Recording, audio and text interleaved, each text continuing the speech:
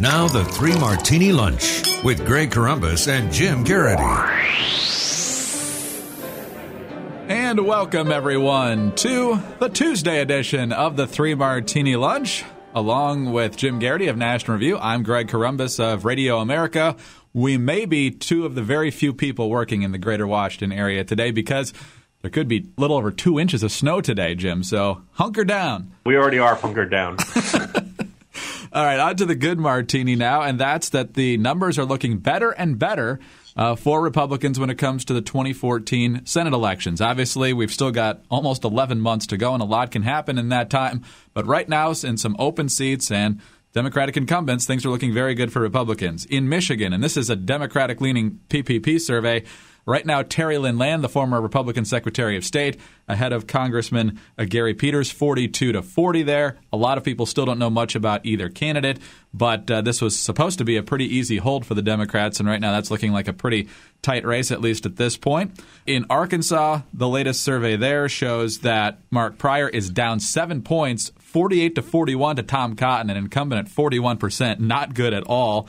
Other public policy polling shows that Kay Hagan's down to 43% approval in North Carolina. Polling in Iowa suggests that Bruce Braley, the Democrat who was supposed to win Tom Harkin's seat, is having a very tough time in the early stages against what is considered to be not exactly the A field from the Republicans. So, Jim, in all these situations, things are looking pretty good. And worth noting, when it comes from public policy polling, that really is kind of a little more eye-opening than your average poll.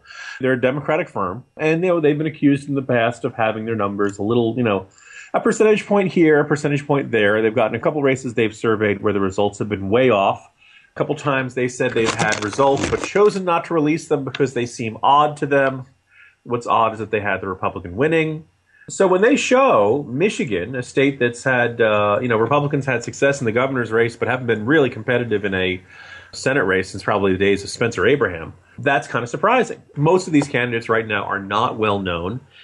So this is effectively a generic ballot test right now. That right now, the only thing people notice is the R or the D after the name, and people are frustrated with the Democrats for very good reason, that they've had all kinds of bad news on the healthcare front. And the other thing also worth noting was an lead item in the Jolt today, is that the economy is not looking all that terrific. So if you're a Democrat right now, what do you run on? It was actually yesterday that MSNBC was saying, well, look, the GDP numbers look good and the stock market's at an all-time high. Imagine what it'll be like when, incumbents can run on the economy. To which the CBS poll says, no, don't do that yet. Still a lot of anxiety out there, still a lot of pessimism out there. And when you throw in the troubles on the healthcare front, it's not surprising. Lots of Americans think they're on the wrong track, which means obviously it's a certain amount of trepidation for Republican incumbents. But right now, Obamacare is not one of those issues where the public is going to say, a pox on both your houses, it's all their faults, they're all bad. At this point, everybody knows this is a Democratic initiative that has loused up everybody's health care and caused so many headaches and problems for so many people. And the Republicans did everything they could to stop it, including shut down the government in an effort that was once seen as a catastrophic error on the part of Republicans and now clearly is not hurting them in these Senate races. And what's more, I don't think it necessarily is, it turned out to be a huge help for them, but if nothing else, it did kind of remind the public, look, we are the Republicans and we hate Obamacare. We think it's a terrible disaster and we're doing everything we can to stop this train wreck. As you mentioned, Jim, Obamacare is a major factor here in the right-leaning survey in Arkansas. 62% have an unfavorable view of Obamacare, 56% strongly so. And then in Iowa, 34% approve of Obamacare, 54% disapprove, and of course Braley was a vote for it. Obviously still a member of the House back then. So as long as those numbers are that bad on Obamacare, anybody who was associated with it is going to have a very hard time climbing out of that. On to the bad martini now, and this is a story that we've touched on from time to time, Jim, but the latest report suggests that a lot of people in the upper half of the tax-paying public are paying now over 100% of the tax bill. That's because the bottom 40% are actually making money off the government. They are contributing negative money into the Treasury to the tune of thousands of dollars a year. Most of them earn close to $20,000 a year in quote-unquote transfers from the government. And so, Jim, as long as the president can continue to get that number of people who don't actually contribute, so to speak, up around 50 or even a little bit above, it's going to be pretty hard for Republicans in national elections to get the numbers they need. It's worth noting which taxes are which. I mean, when you say, if you say, oh, the bottom folks don't pay any taxes, they pay taxes. They pay payroll taxes, which is to say into Social Security and Medicare and things like that. They don't pay income taxes. And obviously, that is where the vast majority of income for the federal government comes from. And unsurprisingly, those who are making more money are paying a lot more. What I think most people would argue is that if you are a U.S. citizen and you're earning money, you should pay something.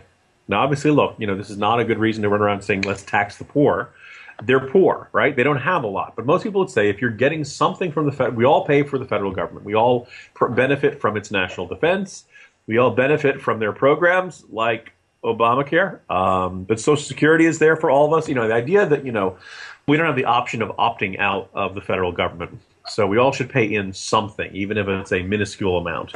What this study by the Congressional Budget Office is noting that there are certain people who are getting more back in terms of federal payments to them than they are in their tax payments.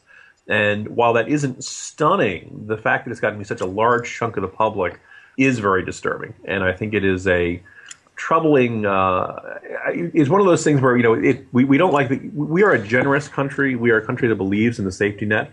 But we don't like the idea of the safety net becoming a hammock. And we don't like the idea that the federal government should be there to take care of you, right? We believe in individual responsibility. You're supposed to try to take care of yourself. And if, misfortune comes to affect you, if you have serious health issues, if you get disabled, things like that, this is a country that's always going to be okay with taking care of the elderly, taking care of the sick, and taking care of the very poor.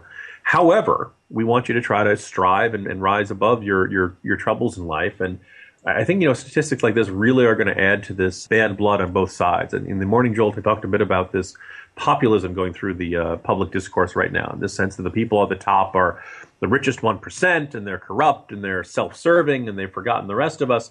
Well, here's the flip side of that, which is that, people who are making a lot of money would look at that and say, well, look, we're paying for it all.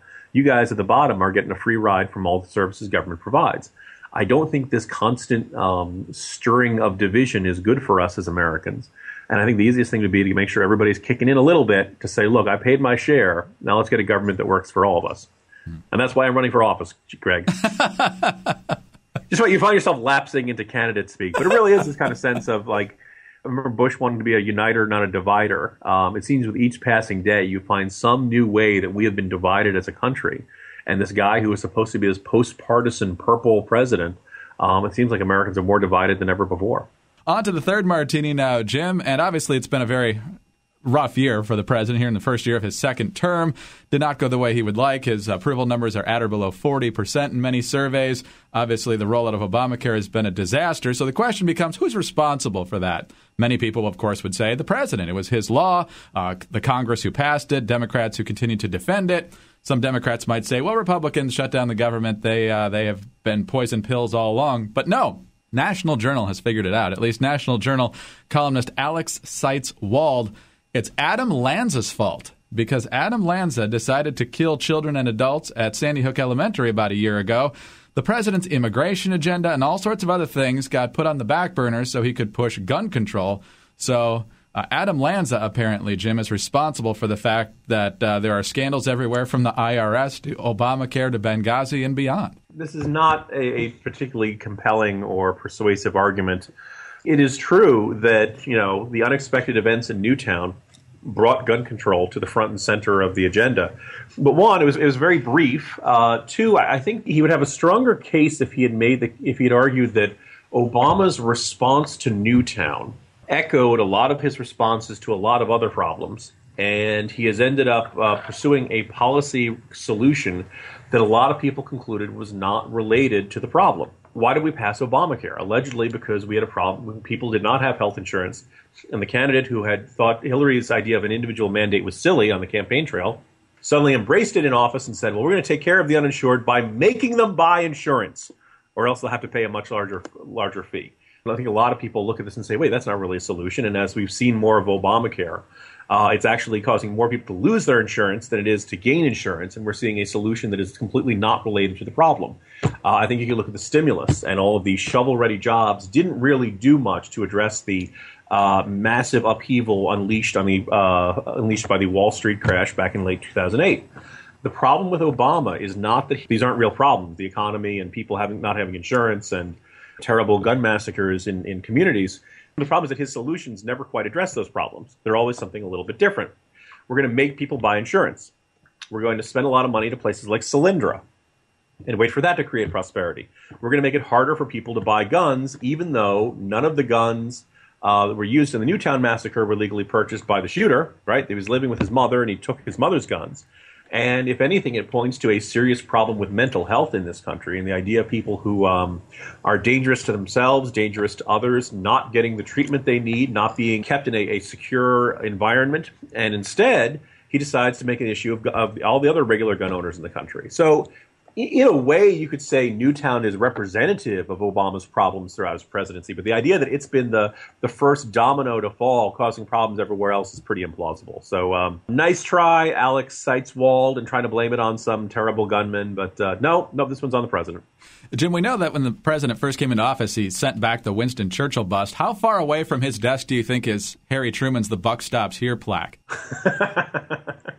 It's deep into storage, Greg. One of the things that's been kind of interesting is that also in National Journal, it was, I believe it was Ron Fournier who said, look, the disaster of Obamacare means Obama's got to take a long, hard look at himself and how he is as a manager and how his cabinet is working. And he's got to, overhaul his cabinet. And he's got to basically saying he's got to be a different president from here on out. You might as well ask him, he's got to turn into Mitt Romney, or he's got to turn into, you got to ask him to be a completely different person. He's not going to do that because, being who he is has gotten him as far as he has, gotten him this far. And I think what we're seeing now, his response to Obamacare and everything else has been, he doesn't know what to do next. He's never been in this situation before. He's never had to apologize to the public for lying before. He's never had a cabinet member mess up the way Sebelius has.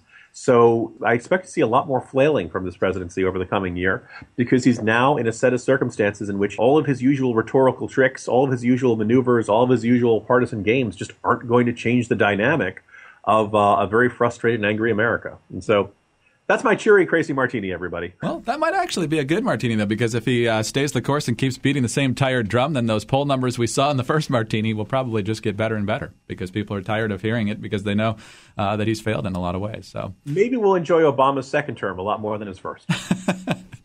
Jim, have a great day. Enjoy the snow. We'll talk to you tomorrow. Yeah, see you tomorrow, Greg. Jim Carrey of National Review. I'm Greg Corombos of Radio America. Please join us on Wednesday for the next 3 Martini Lunch.